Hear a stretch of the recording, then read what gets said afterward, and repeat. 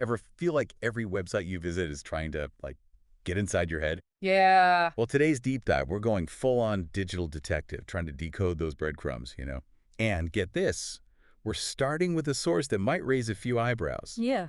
The PornHub homepage. All right. Now, before anyone jumps to conclusions, think of it this way. We're like digital archaeologists. We're not here for the content itself. It's more about what it reveals. Right. User experience, how they market this stuff, maybe even a glimpse into like human behavior on a massive scale. Exactly, like cracking open a cultural time capsule, but instead of, like, lava lamps and platform shoes, we've got, well, Yep. categories, algorithms, a whole lot of data. So what can we learn from this snapshot of online desire? Well, like they say, first impressions are everything. Even a quick glance at Pornhub's homepage, it tells you a lot about what keeps users clicking. Oh, for sure. Notice how the whole layout screams instant gratification. Videos start playing right away. There's that big explore button, all about minimizing the clicks, maximizing that immediate Engagement. exactly. And don't even get me started on the sheer volume of choices. It's almost Yeah. overwhelming. Categories upon categories, and each one's like laser focused on a specific interest. Right. You've got your more common themes, obviously, Sure. but then it goes deeper, like Yeah. way deeper into these niche, you know. Preferences. Yeah, and that's the paradox of choice, right? They offer this crazy granular level of categorization, so Pornhub makes sure that even the most, let's say, unique desires are met. It's how they hook you. By catering to those super specific interests, makes you feel seen even anonymously in this massive digital world. It's almost like they're saying, hey, no matter how niche your thing is, we got you. Speaking of niche, one category that caught my eye was mature. Now, I know we're being objective here, but it makes you wonder, what does the popularity of that category say about, like, societal trends? It's fascinating. It might actually reflect a broader demographic shift that's happening. There's research showing that older adults are becoming more and more active online, and naturally, their sexual needs and desires are becoming more visible too. Interesting. Like there was a study in 2023 by AARP found that 40% of adults over 65 are sexually active, and they're turning to the internet more and more for information and connection. See, that's what I'm talking about. We always hear about the internet being for younger generations, but this reminds us that older adults, they're a huge part of it too. They're shaping the online landscape in their own way. 100%. And it just goes to show how data, even from a source like Pornhub, can give us these unexpected insights into cultural trends, how attitudes towards sexuality are evolving across age groups, challenges our assumptions. It makes us look beyond the surface. Totally. It's like we're those digital anthropologists piecing together the story of human desire, one data point at a time. Exactly. And speaking of data, it's not just about the content, right? It's how that content is presented to us, the algorithms they use. They're constantly learning our preferences, steering us towards what they think we want to see next. Which brings us to the whole you might also like rabbit hole. Ugh. You start with one video, and suddenly you're 3 hours deep into a category you didn't even know existed. It's fascinating and kind of creepy at the same time. I know, right? On one hand, these algorithms can help us discover stuff we might have never found on our own. True. But, and this is a big but, we have to recognize the potential downside, this constant tailoring. It can create these filter bubbles. It limits our exposure to different perspectives, reinforces biases we already have. And this isn't just a Pornhub thing, is it? This is like the backbone of so many platforms we use every day. Oh, yeah. Social media, streaming, even those online shopping recommendations. It's all driven by these algorithms that are designed to basically keep us hooked. Which begs the question, are we really in control of our online experiences, or are we being, like, subtly nudged, maybe even manipulated by these invisible forces? That's the million-dollar question, isn't it? Yeah. And it all circles back to the design of these platforms, like the Pornhub homepage we're talking about. Yeah.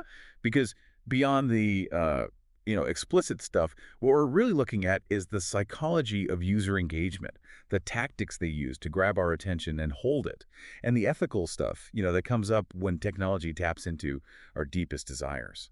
So we've talked about, like, the mountain of content and the role of algorithms, but let's zoom in on some of those actual design choices on the Pornhub homepage. One thing that just hits you right away is how they use those thumbnails. Oh, yeah. Vivid imagery, bold text. It's all about grabbing your attention. Like walking past those magazine racks, right?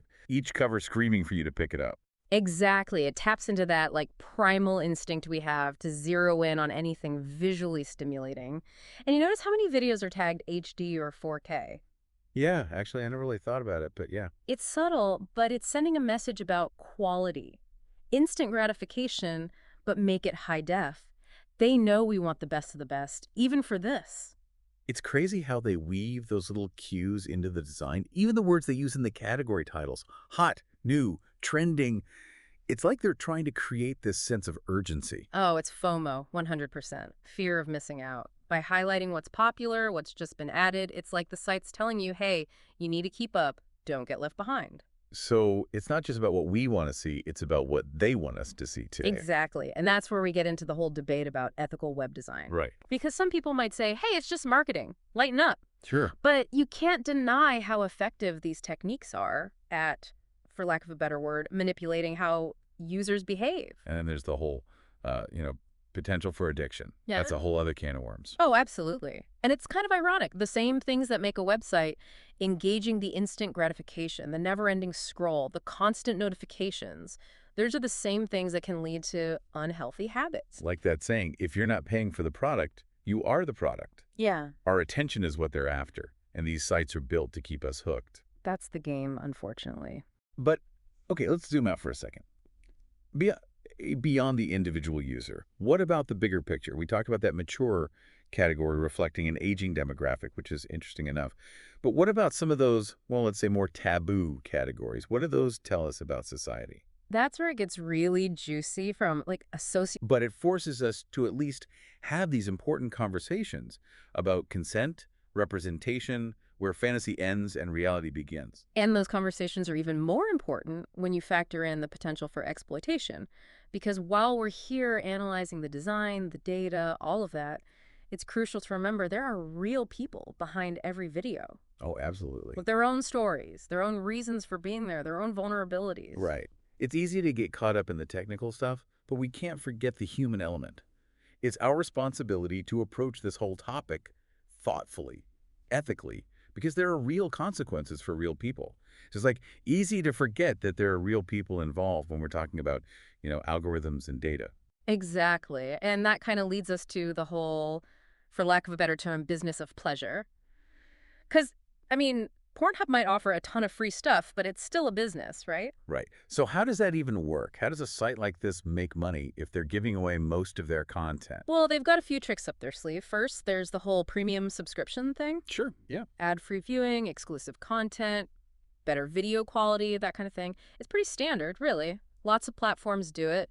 Trade a few extra features, maybe a little convenience for a monthly fee. And it obviously works. I mean, people are signing up for premium subscriptions for everything these days. Totally. But even for the folks who aren't paying for premium, there's still money to be made through, you guessed it, targeted advertising. Ah, right, because of all that data we talked about. User preferences, browsing history, all that juicy stuff. Bingo! That's gold for advertisers. So the more the platform knows about what we're into, the better they can target us with ads that, actually appeal to us. Exactly. It's all connected. Our attention is the product, and the platform is basically the middleman, connecting advertisers to the people they want to reach. It's kind of brilliant in a slightly creepy way. Oh, for sure. And let's not forget about the merch. The merch. Oh, right. Like T-shirts and hats and stuff. Exactly. Pornhub, like a lot of successful platforms, they've branched out beyond the digital. They've got a whole line of branded products. So it's about building brand loyalty, I guess. Giving users a way to, physically connect with the online experience. Right. It's wild how these platforms have become so ingrained in our lives that they can influence us offline, too. Our choices, even our identities in a way. It's true. And that influence goes way beyond just what we buy or wear. It's shaping our entire cultural landscape. Makes you realize a site like Pornhub, it's not just a website, It's this weird reflection of who we are, what we want, how we deal with this whole intersection of technology, sexuality, human connection. It's a lot. It really is. And it's constantly evolving, pushing us to confront stuff we might not be comfortable with, check our own biases, really think about consent, representation, the ethical side of technology that's tapping into our most primal desires. It's a lot to unpack, that's for sure. But hey, that's what we do here on the deep dive. We take these seemingly simple things and really dig into the nitty-gritty, trying to find those hidden connections, make people think about the world in new ways. And hopefully give people the tools to make more informed choices, whether they're online or offline. 100%. Knowledge is power, right? The more we understand how these digital experiences are shaped, the better equipped we are to navigate them. So next time you're clicking around online, remember every click, every interaction, it's all part of this giant evolving story of human behavior. What will your story say? This has been The Deep Dive. Until next time, keep exploring, keep questioning, and keep those digital breadcrumbs fresh.